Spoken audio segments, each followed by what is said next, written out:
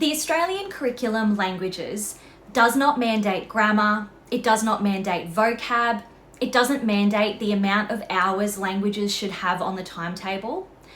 It doesn't provide a lot of pedagogical guidance, and it certainly does not mandate any particular method for teaching languages.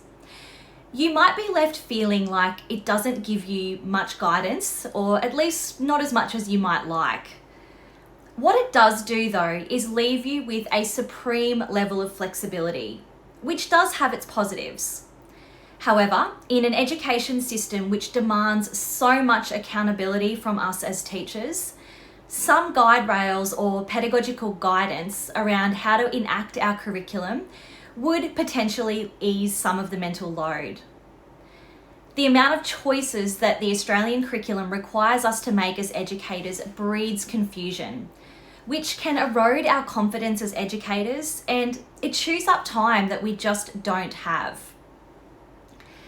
This curriculum membership is designed to fill in some of those gaps for you through providing evidence-based pedagogical guidance around some of the different aspects of the Australian Curriculum Languages, or your state or territory's version of this document.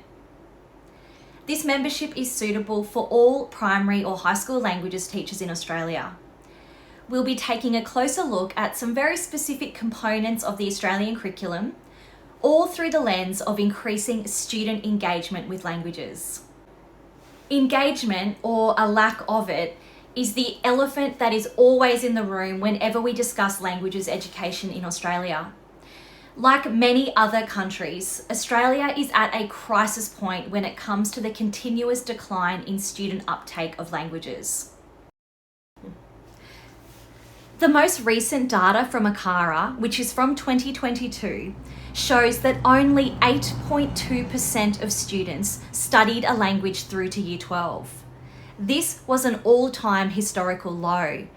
And as you can see here, the previous all-time historical low was the year before in 2021 with 8.6%.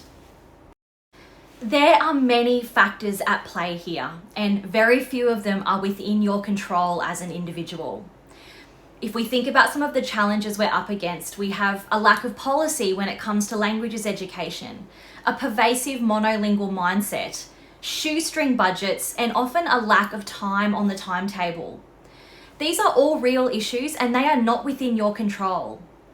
The thing you do have some control over though is what you do with the time that you have with your students. In fact, as a teacher, this is the thing that you have the most control over.